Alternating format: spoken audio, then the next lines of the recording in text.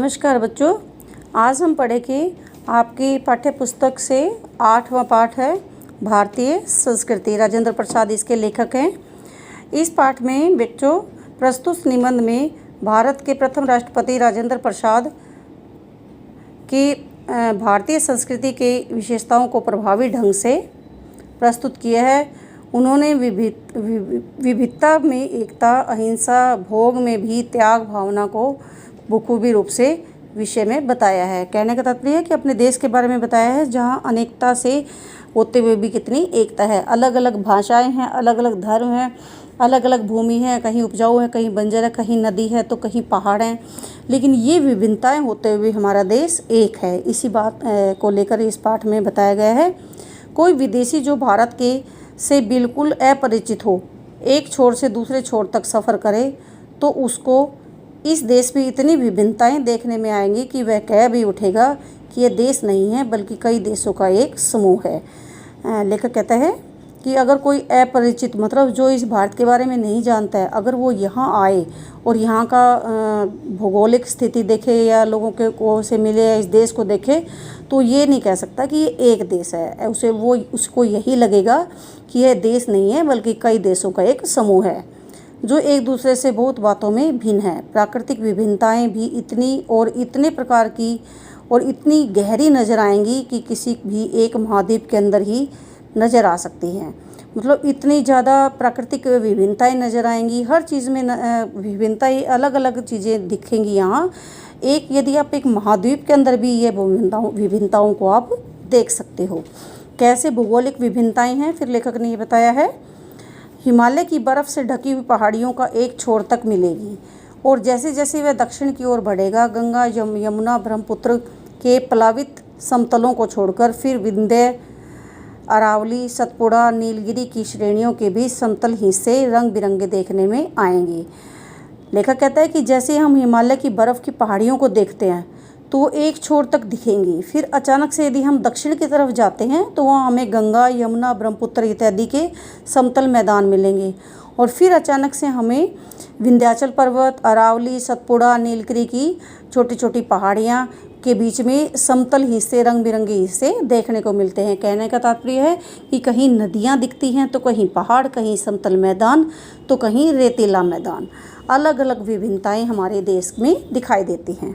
पश्चिम से पूर्व तक जाने में भी उसे इसी प्रकार की विभिन्नताएं देखने को मिलेंगी। हिमालय की सर्दी के साथ साथ जो साल में कभी मनुष्य को गर्म कपड़े में और आग से छुटकारा नहीं देती, समतल प्रदेशों की जलती हुई लू और कन्याकुमारी का वह सुक्त मौसम जिसमें न कभी सर्दी होती है न गर्मी, देखने को भी मिलेगी। अगर असम की पहाड़ियों में वर्ष में 300 इंच वर्षा मिलेगी तो जैसलमेर में तप्त भूमि भी मिलेगी। लेखक यहाँ ये बात कहता है कि जहाँ हिमालय की तरफ अगर हम जाते हैं तो वहाँ सर्दी होती है, जहाँ पूरे साल भर लोग गर्म कपड़ों में रहते हैं और आग से उनको सर्दी से छुटकारा मिलता है, मतलब नहीं मिलता है। लेकिन अगर हम समतल मैदान की तरफ जाते हैं तो लू होती है बहुत ज़्यादा, और कन्याकुमारी की तरफ यदि हम जाते हैं तो वहाँ मौसम बहुत ही ज़्यादा सुहावना होता है, ना तो सर्दी होती है ज़्यादा और ना ही अधिक गर्मी होती है। और यदि फिर हम असम की तरफ जाते हैं तो वहाँ इतनी बरसात होती है कि 12 महीने ही बरसात होती रहती है।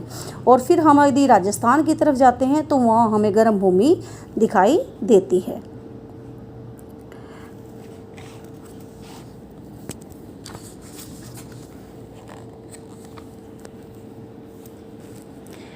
ऐसा नहीं है, यहाँ पैदा नहीं किया।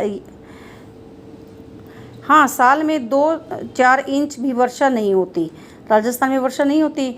यहाँ कोई ऐसा अन्न नहीं है जो यहाँ उत्पन्न न किया जाता हो, कोई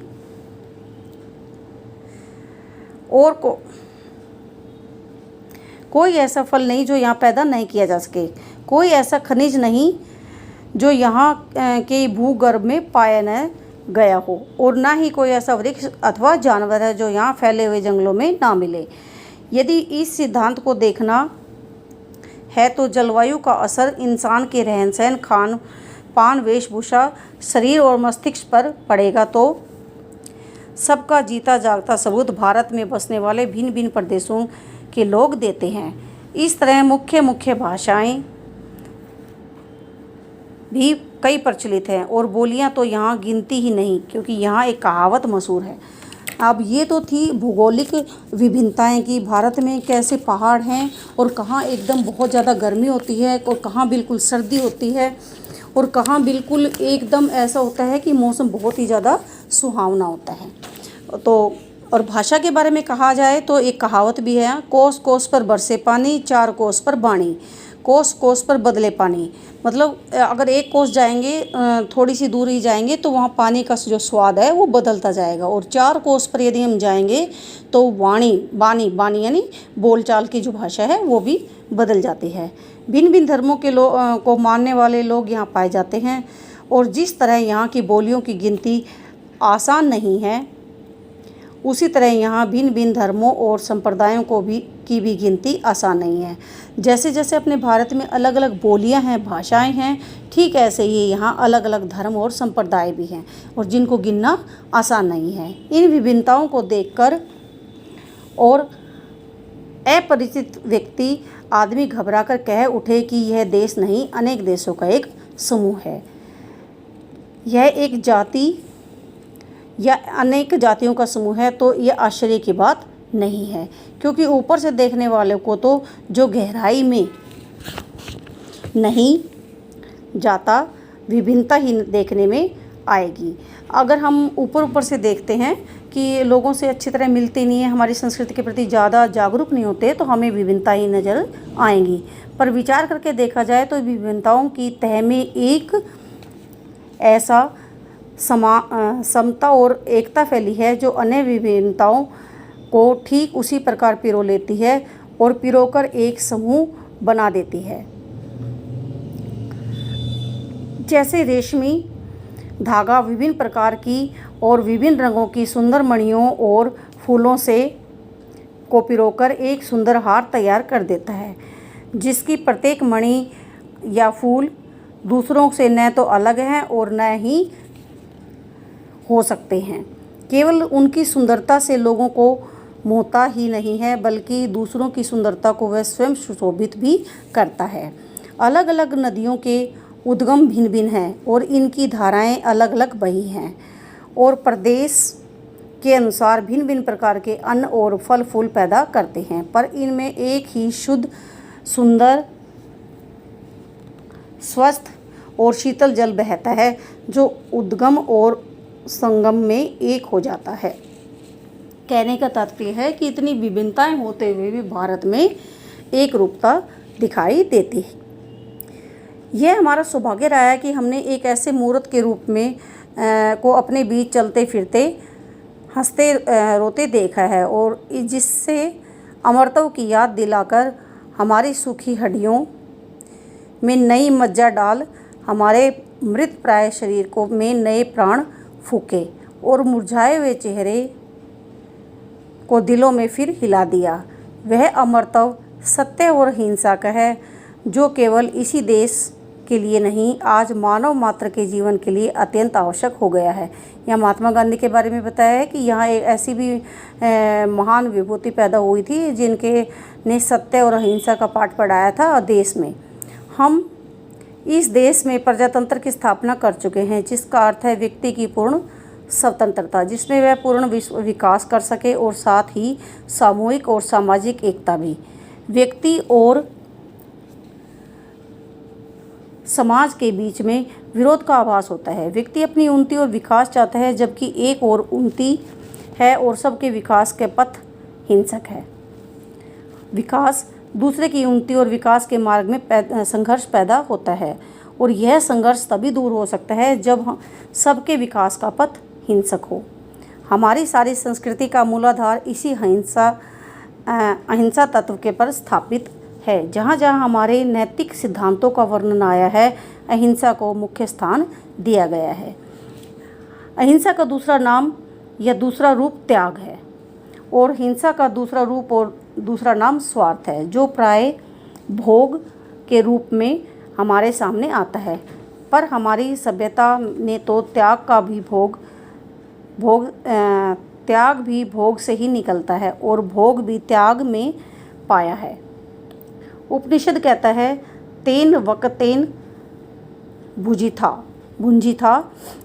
इसी के द्वारा हम व्यक्ति और व्यक्ति के बीच का विरोध, व्यक्ति और समाज के बीच का विरोध और समाज के बीच का विरोध और देश के बीच का विरोध मिटाना चाहते हैं।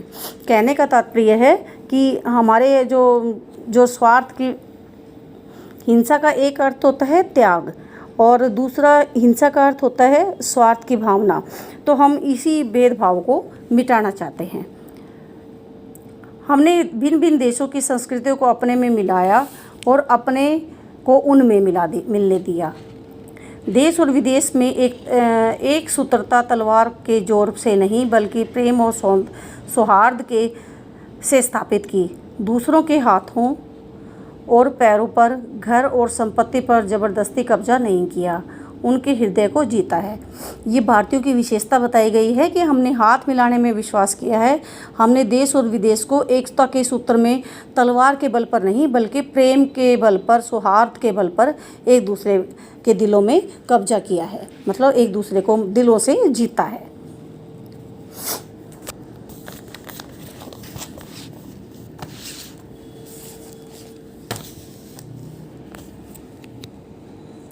हम अपने दुर्दिनों में ऐसे मनुष्यों और कर्मयोगियों को पैदा कर सके जो संसार के इतिहास को किसी युग में हम अत्यंत उच्च आसन पर अधिकारी होते। लेखक कहता है कि हमने ऐसे मनुष्यों, महान पुरुषों को, कर्मयोगों को भी इस संसार में पैदा हुए हैं जो इस युग में अत्यंत उच्च आसन पर के अधिकारी होते अगर वो चाहते तो। अपनी दास्ता के दिनों में हमने गांधी जैसे कर्मठ, धर्मनिष्ठ क्रांतिकारी को, रविंद्र जैसे मनीषी कवि को और अरविंद और रमन महर्षि जैसे योगियों को पैदा किया और उन्हीं दिनों में हमने अनेक उद्भट विद्वान तथा वैज्ञानिक पैदा किए जिसका सिक्का संसार मानता है। लेखक का कहना है कि हमने अपने बुरे दिनों में, जब भारत इतना ज़्यादा उन्नतिशील नहीं था, तब हमारे भारत में ऐसे महान मनीषी पैदा हुए थे, मुनि पैदा हुए थे, कर्मयोगी पैदा हुए थे, जैसे महात्मा गांधी और रविंद्रनाथ जैसे महान कवि थे, अरविंद और रमन जैसे महर्षि थे और जैसे वैज्ञानिक पैदा हुए थे जिन्होंने पूरा सिक्का अपना संसार में जमाया था और पूरा संसार उनका सिक्का मानता है। सिक्का मतलब उनकी धाक मानता है। जिन हालातों में पढ़कर संसार की प्रसिद्ध जातियाँ मिट गई, उसमें हम न केवल जीवित ही रहे बल्कि अपने आध्यात्मिक और बौद्धिक गौरव को बनाए रख सके। उसका कारण यही है कि हमारी सामूहिक चेतना ऐसे नैतिक आधार पर ठहरी हुई है जो पहाड़ों में से भी मजबूत, समुद्रों से भी गहरी और आकाश से भी अधिक व्याप्त है। इतने ज़्यादा भारत पर विदेशों के आक्रमण हुए, लेकिन बहुत सी ऐसी संसार की प्रसिद्ध जातियां थी जो मिट भी गई, लेकिन ऐसे हालात में भी भारत ऐसा देश है जो अपने आध्यात्मिक और बौद्धिक गौरव को बनाए रखा और अपनी सामूहिक चेतना को नैतिक आधार पर बनाए रखा। और ये क्यों हुआ? क्योंकि जो भारतवासी जो हैं वो पहाड़ों की तरह मजबूत, समुद्र की तरह गहरे और आकाश की तरह व्याप्त हैं। दूसरी बात जो संबंध में विचारणीय है वह यह है कि संस्कृति और सामूहिक चेतना ही हमारे देश का प्राण है। इसी चेतना, नैतिक चेतना के सूत्र से हमारे नगर और ग्राम, हमारे प्रदेश और संप्रदाय, हमारे भिन्न वर्ग और जातियाँ आपस में बंधी हुई हैं। जहाँ उनमें और सब की तरह विभिन्नताएं हैं, वहाँ उनमें एक एकता है। और इसी बात को ठीक तरह से पहचान लेने से बापू ने जनसाधारण को बुद्धिजीवियों के नेतृत्व में क्रांति के लिए तत्पर करने के लिए इसी नैतिक चेतना का सहारा लिया था। अहिंसा, सेवा और त्याग की बातों से जनसाधारण का हृदय इसलिए आंदोलित हो उठा क्योंकि उन्हीं से तो वह शताब्दियों से प्रभावित और प्रेरित रहा। जनसाधारण के हृदय में धड़कती चेतना को क्रांति की शक्ति बनाने में ही बापू की दूरदर्शिता थी और इसी में उनकी सफलता भी। अब वर्तमान की ये तो थी हमारी पिछली बातें जो हमारी संस्कृति को बचाने के लिए बापू महात्मा गांधी जैसे लोगों ने सेवा का भाव, हमारे त्याग का भाव, अहिंसा का भाव हम साधारण लोगों में बसाया था। आज वर्तमान में क्या है हमारे भारत के हालात? आज विज्ञान मनुष्य के हाथों की अद्भुत और अतुल्य शक्ति दे रहा है। इसका उपयोग एक और व्यक्ति और समूह के उत्कर्ष में और दूसरी ओर व्यक्ति और समूह को गिराने में होता रहेगा। इसलिए हमें उस भावना को जागृत रखना है और उसे जागृत रखने के लिए कुछ ऐसे साधनों को भी हाथ में रखना होगा जो अहिंसात्मक त्याग भावना को प्रोत्साहित करे और भोग विलास को दबाए रखे। नैतिक अंकुश के बिना शक्ति मानव के लिए हितकर नहीं होती। वह अंकुश, नैतिक अंकुश, यह चेतना या भावना ही दे सकती है। वही उस शक्ति को परिमित भी कर सकती है और सहयोग उपयोग को नियंत्रित भी। आज के समय विज्ञान का युग है और विज्ञान ने मनुष्य के हाथों में एक अद्भुत शक्ति दे दी है, लेकिन ये अद्भुत शक्ति हम व्यक्ति को उठा भी सकती है, उन्नति के मार्ग पर भी ले जा सकती है और गिरा भी सकती है, पतन के मार्ग पर भी ले जा सकती है। इसलिए हमें अपने अंदर वो भावना जागृत करनी पड़ेगी, अहिंसात्मक त्याग की भावना जागृत करनी पड़ेगी और अपनी जो भोग भावना है उसको दबाए रखना होगा। मतलब लालच को हमने अपने अंदर पनपने नहीं देना है। नैतिक अंकुश के जो होगा उसके बिना शक्ति जो है वो हितकर नहीं होती। इसलिए नैतिक अंकुश की जो चेतना है, जो भावना ही हमें अपने अंदर वो शक्ति दे सकती है। इसलिए शक्ति को हमेशा जागृत रखना चाहिए और भोग विलास की या भोग भावना जो है, लालच की जो भावना है, वो हमें अपने अंदर पैदा नहीं करना है। इस पाठ में यही बताया है कि भारत में इतनी तरह की विभिन्नताएं हैं और फिर भी एक भारत एक है, यहाँ के लोग एक है। ठीक है बेटा, इसको ध्यान से पढ़ना, समझना। धन्यवाद।